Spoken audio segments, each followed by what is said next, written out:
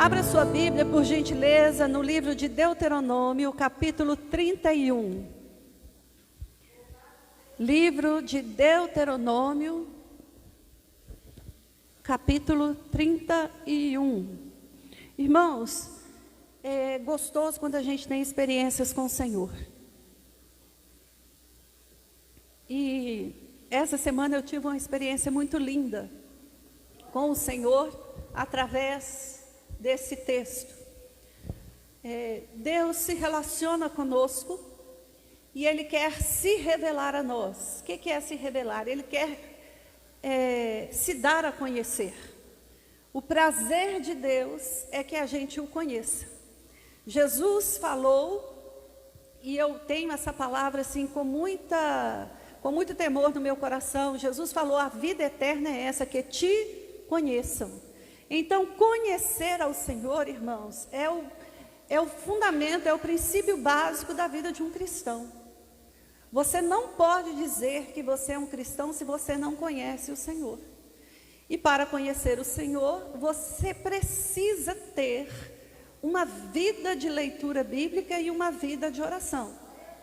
Vida de oração, pastor Jonathan e pastora Adelaide é que sabem ensinar para a gente. Vida de oração não são momentos de oração. É uma vida rendida aos pés do Senhor, em um relacionamento constante com Ele, em um diálogo constante, em uma dependência constante, em um aprendizado constante. Isso é vida de oração. Até Jesus voltar, irmãos, nós vamos viver uma vida de oração, dependendo do Senhor e conhecendo Ele através da sua palavra. Então hoje eu quero falar um pouco com os irmãos sobre a importância de conhecer o Senhor, o caráter do nosso Deus.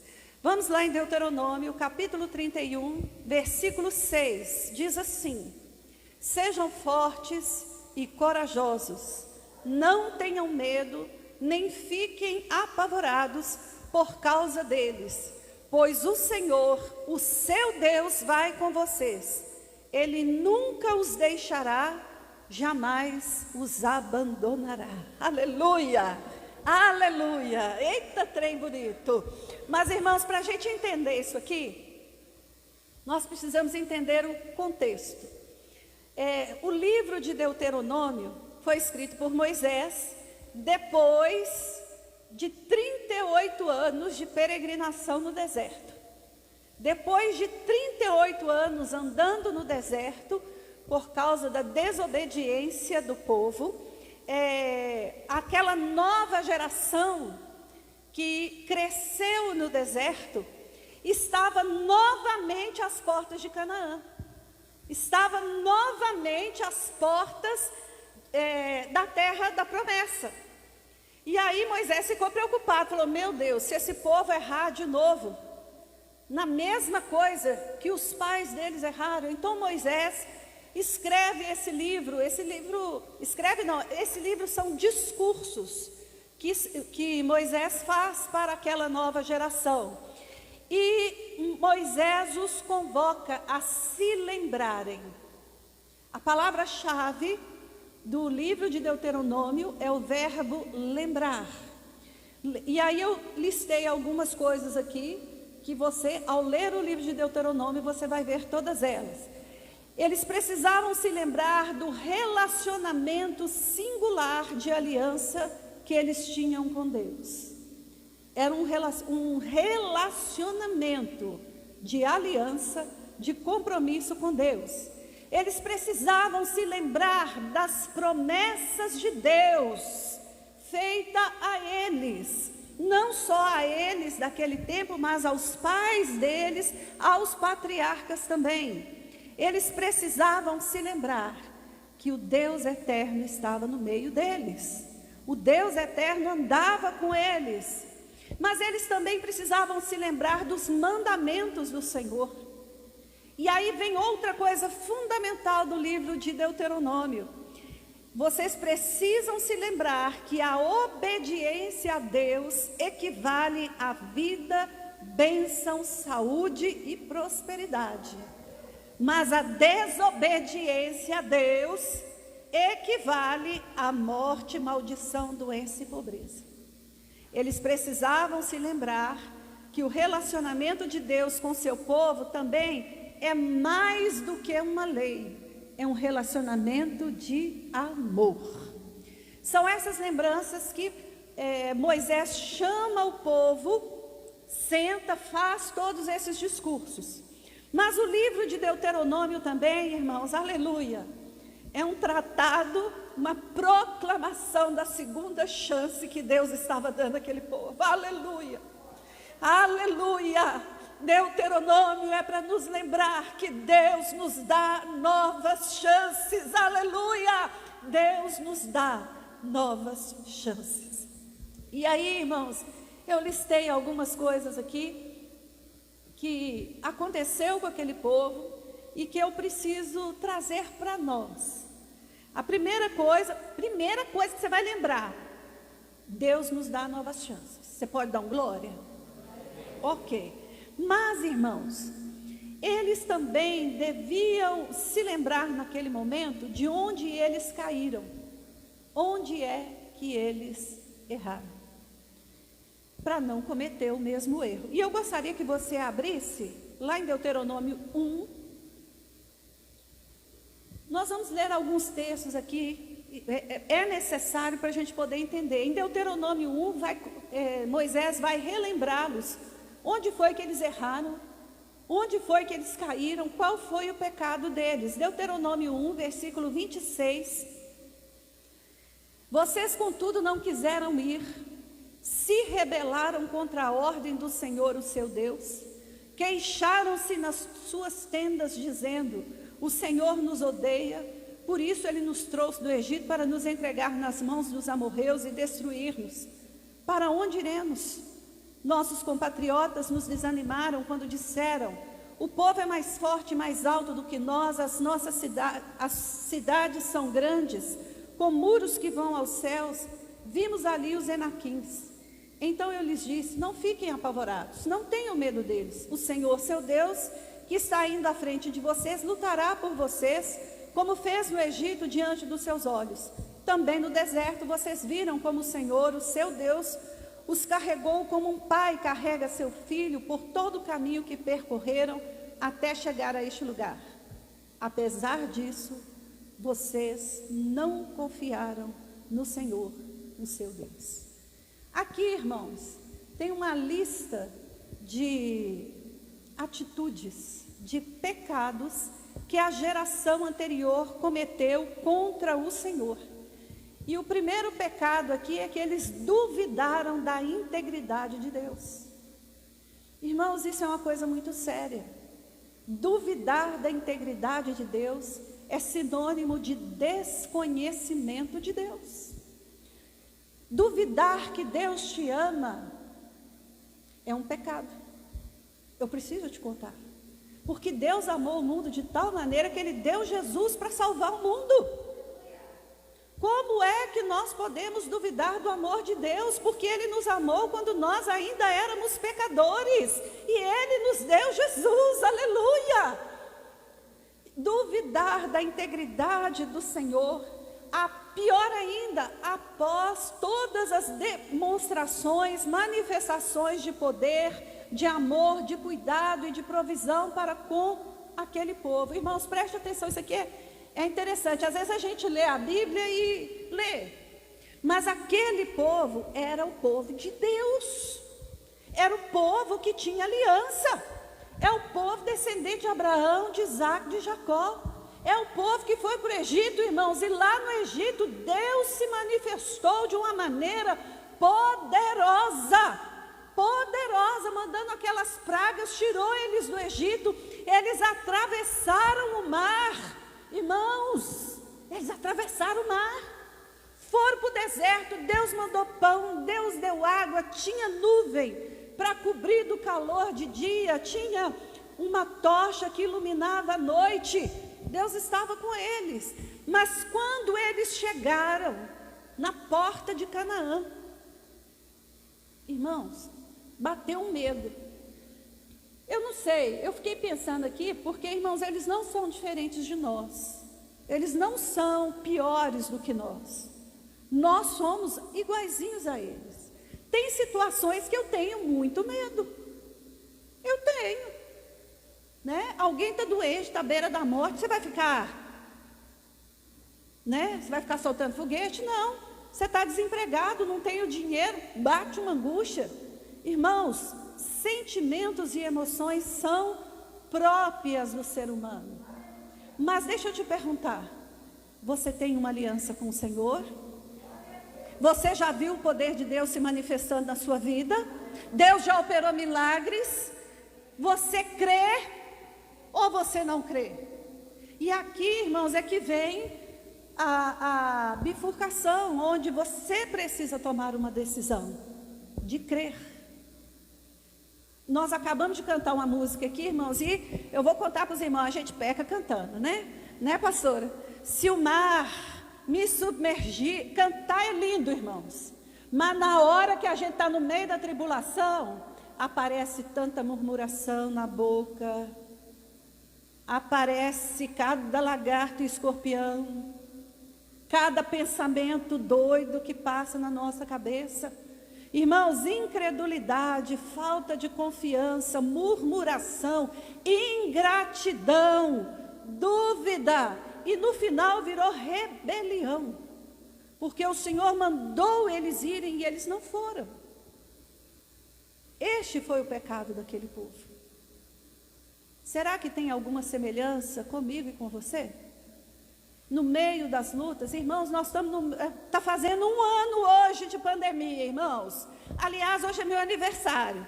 Começou a pandemia no meu aniversário no ano passado. Olha o presente que eu ganhei, irmãos. E mais um ano, de novo, um decreto novo. Irmãos, eu até falei com a Marta, eu falei, nossa, que vontade que eu estou de passear, gente. De sair assim, o vento batendo no rosto, você andando de casa. Você não pode sair de casa. Mas deixa eu te contar, Deus perdeu o controle? Onde está a minha confiança? Onde está a sua confiança? Onde está o resultado das suas experiências com Deus? Qual o nível de conhecimento que você tem de Deus que vai gerar em você um alicerce sólido, um alicerce firme? Aleluia! Jesus falou, aquele que ouve as minhas palavras e as pratica, é semelhante ao homem que constrói a casa onde, irmãos? Na rocha. E aí vem a tempestade, e aí vem a enxurrada, e aí vem o vendaval. Irmãos, isso tudo acontece comigo e com você. Mas é nessa hora que a gente usa a fé, é nessa hora que a gente mostra o nível do conhecimento de Deus que nós temos. Aleluia! E a gente avança, a gente não retrocede, a gente avança. Em Hebreus está escrito que nós não somos daqueles que retrocedem para a perdição, mas somos daqueles que pela fé avançamos, perseveramos, aleluia, em quem nós temos posto a nossa fé. E a gente só põe a fé, irmãos, naquele que a gente conhece, naquele em quem nós confiamos. E aí, quando este tipo de sentimento vem, nós precisamos detectá-los, confessar e pedir perdão, e pedir ao Senhor graça. Irmãos, todos nós somos acometidos de dúvida, mas a decisão se vamos crer ou não é sua. E nessa noite o Espírito Santo está falando conosco. O tanto que você conhece de Deus vai determinar o lugar onde você vai chegar. Se vai ser na terra prometida ou se você vai voltar para o deserto, para ficar lá 40 anos. Então nós precisamos nos lembrar que o pecado nos impede de entrar no descanso de Deus. O pecado nos impede de viver a promessa de Deus. Então, como que a gente lida com o pecado? Confessa, arrepende e deixa. Arrepende, confessa e deixa.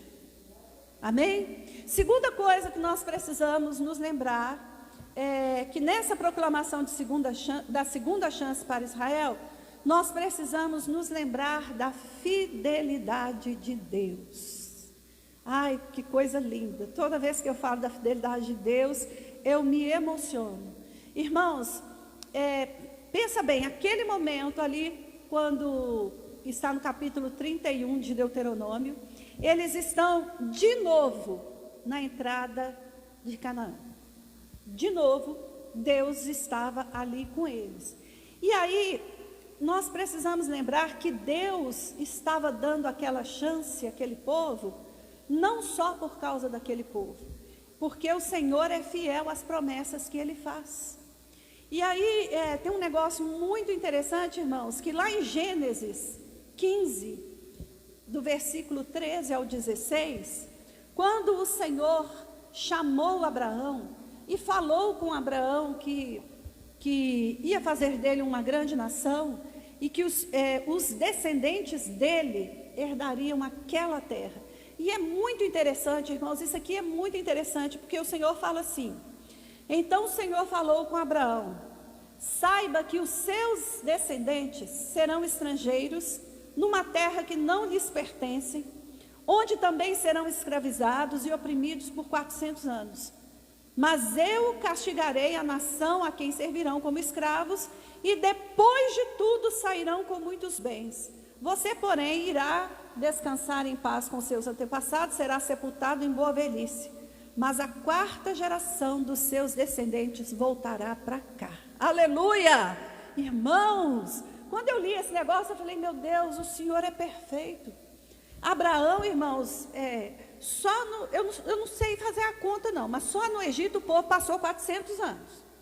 Só no deserto 40 anos, né? 440 anos. Aí, antes disso, tem Isaac, Jacó e Abraão. Eu não sei quantos anos dá isso não. Mas, irmãos, o Deus que falou com Abraão, os seus descendentes voltarão para cá, estava cumprindo a promessa. Aleluia! Essa é a fidelidade do Senhor. E ainda que nós sejamos infiéis, Ele permanece fiel, porque Ele não pode negar a Ele mesmo.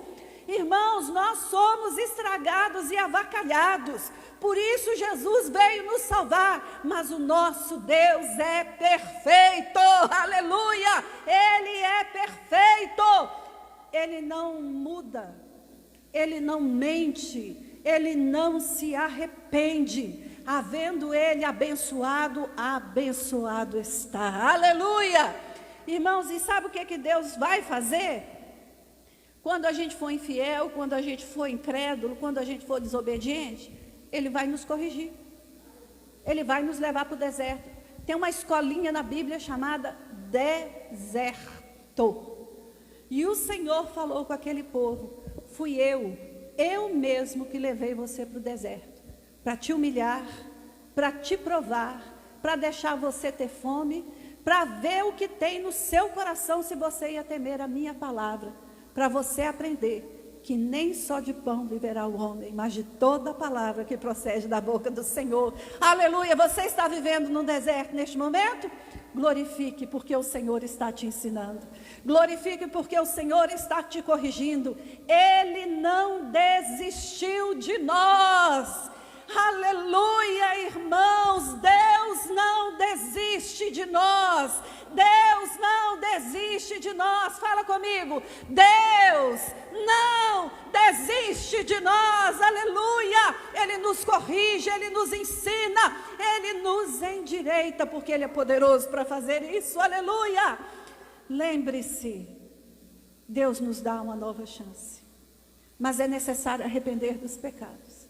E é necessário entender que na sua fidelidade, Deus está cumprindo promessas e nos corrigindo para a gente poder viver aquilo que Ele tem para nós.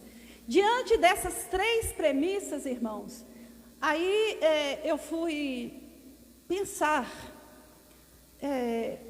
irmãos, imagina você chegar diante de uma terra desconhecida. Estou me colocando no lugar do povo de Israel. Haviam gigantes, eles não eram guerreiros, eles não tinham tantos instrumentos de guerra, né? Eles não eram adestrados para isso, e eles teriam que conquistar. Então era uma nova fase, era um novo desafio. Eles iam sair do deserto e entrar numa terra, irmãos, assim, completamente diferente. Tudo novo, tudo novo. E tudo que é novo e tudo que é mudança traz medo. Traz medo. E aí, nesta segunda chance, eu fui perceber que Deus, mais uma vez, foi se revelar àquele povo de uma maneira muito prática. Eu acredito que lá na primeira vez, isto que eu vou falar aqui já era presente com aquele povo, mas eles não conseguiram entender. Olha lá no versículo, volta no versículo lá de Deuteronômio 31:6, que fala assim: sejam fortes e corajosos, não fiquem com medo, nem fiquem apavorados por causa deste povo, porque o Senhor seu Deus vai com vocês. Aleluia.